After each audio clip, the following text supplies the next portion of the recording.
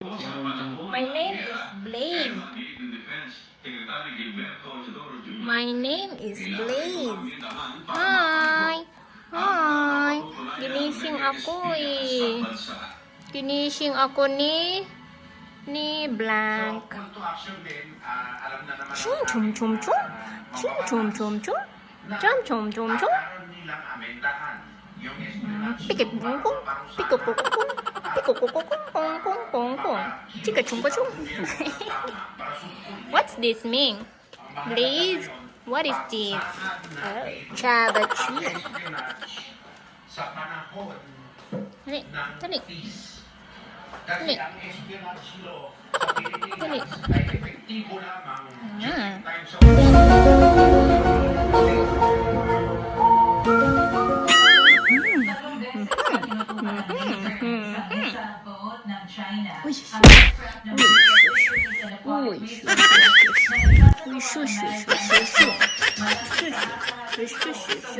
Ginistorbo siya sa kanyang pagtulog.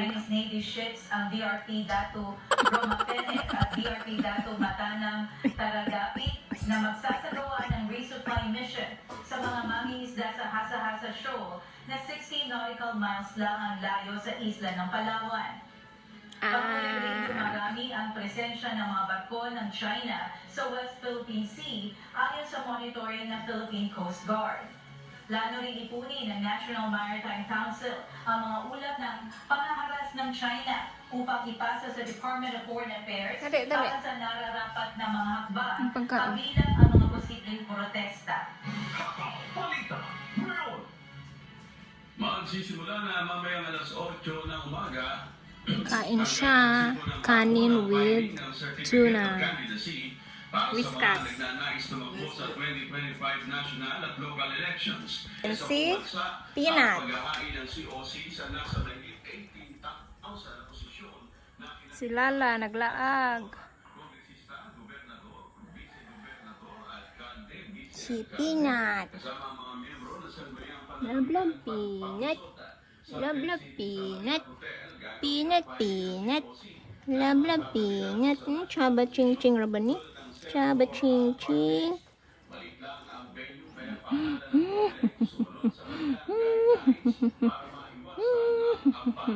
Chaba ching ching. Chaba ching ching. Init po dito sa amin.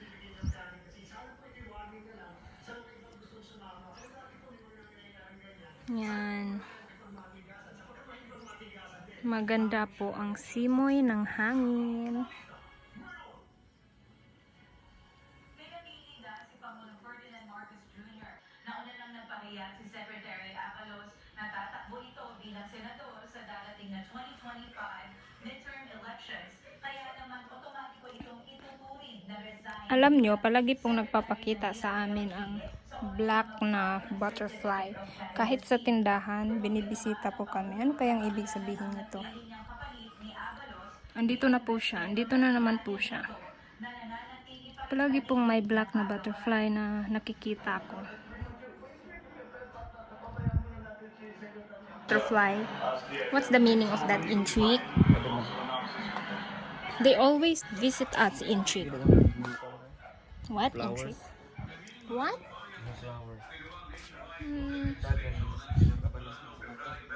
Dagan po sila.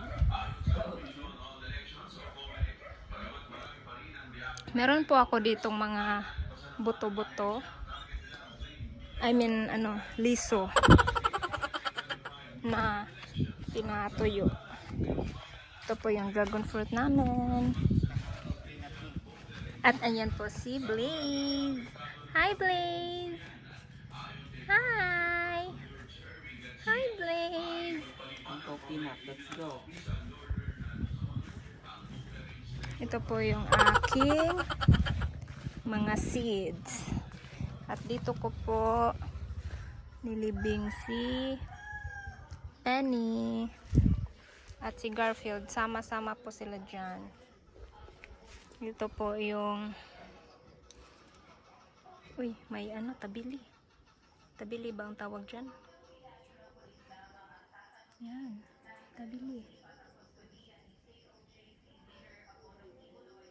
Ito po, may nangka, may mangga, may squash, at saka durian. Ito durian to.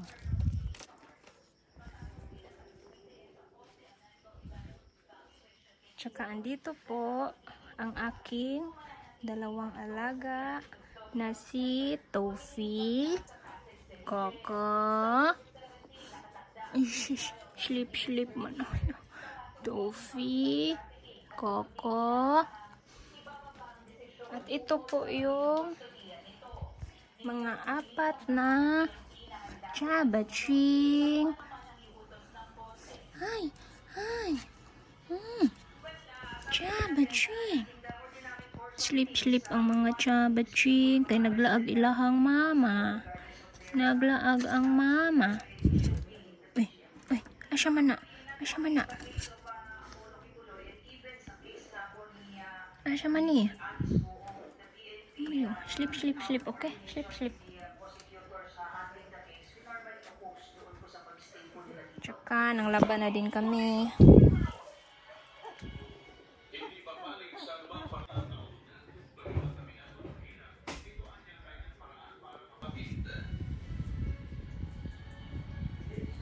And to get things done. Dalawang opisyal ng Philippine National Police. Wala na po kasi si Penny. Wala na ang kapatid niya. Kaya siya na lang mag-isa naglalaro. Siya lang naglalaro.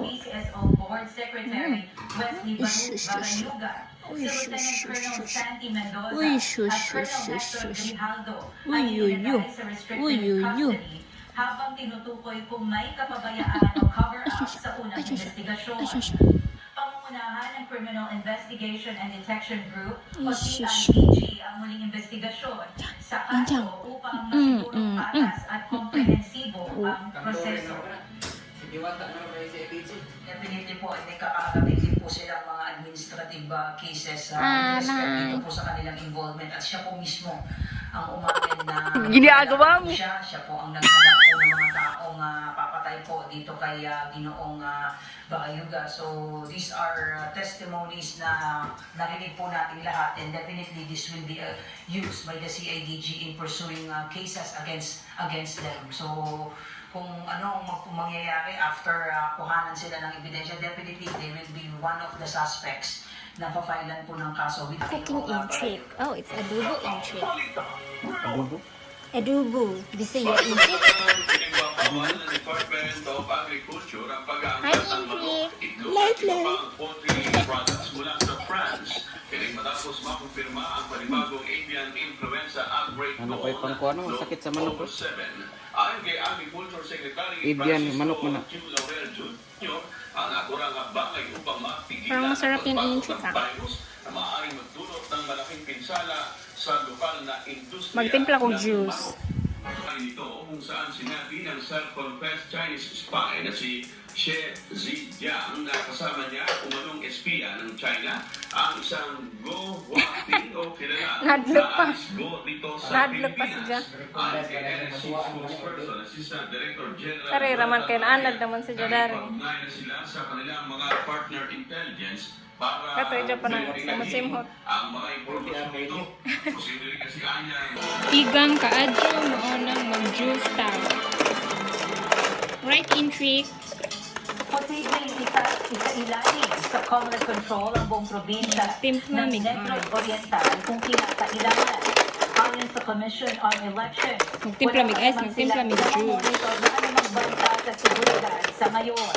Si Lynn Moreno, Mahataw. Humahata. Hindi isinasantabi ng Commission on Elections Negros Island Region ang posibilidad na isa-ilalim sa Command Control ang Negros Oriental sa darating na 2025 midterm elections. Adobo. Ayon kay NIR Regional Mahal Election kasi yung Director isda, Atty. kaya ano lang, Nita manok-manok Soriano, muna to. makakatulong ang Command Control para maiwasan ang anumang election-related violence. Ngunit ang poll body ay ang may karapatan na magpatupad nito. Ngunit ang poll body ay ang may karapatan na magpatupad nito kung kinakailangan. The possibility is always there. Negros Oriental PNP. Simula noong nakaraang taon, 26 na individual na umano ng miyembro ng private armed group ang kanilang naaresto at isa naman ang napatay sa pulis sa korupsyon. May 6 pa umano silang pinaghahanap pa pero nasa labas na ito ng probinsya at patuloy nilang tinutugi. Ilahang juice nga baligyan ni kay tag 22 da sa tindahan ang kay tag 26. Ganyan pa man, mas mahal-mahal ito at sakali muli na namang lumitaw ang mga almadong grupo. Nagsaray Kauna ng ka. climate change sa Nepal. Inchik. Nakadagdag umano sa problema ang hindi Special maayos na adobo. drainage at sewerage system. This is so yummy, Dahil sa hindi actually. planadong urbanisasyon, pagtatayo sa mga floodplain, kakulangan ng water retention areas, So yummy. at encroachment o pag-okupa sa Bagmati River. Patuloy Bradley Robusa. Sinamantala ng mga overseas Filipino workers sa Abu Dhabi, United Arab Emirates para sa mga Pilipinong botante sa ibang bansa. Layo nito na makahikap ng mas maraming bilang ng OFW upang makilahok sa eleksyon dahil mas madali ng makaboto online. We're very much looking forward to the first ever online voting mechanism, no, for the 2025 national and local elections next year. We're going to get the specifics, no, but we can be assured na it's going to be a first in many of the aming supporter dito dahil we understand, especially para sa mga kababayan natin more globally. Maraming tulong po yun kasi that it means na hindi nila kailangan lumiban sa kanilang trabaho. Okay siya in the sense na hindi na pupunta dito sa embassy. Pero I think i-maximize nila yung security for some reasons na maybe may mga hackers or something. I mean, just to make sure na walang Kahapon, September 30, tinatayang umabot sa 120 new voter ang nailagdag ng Philippine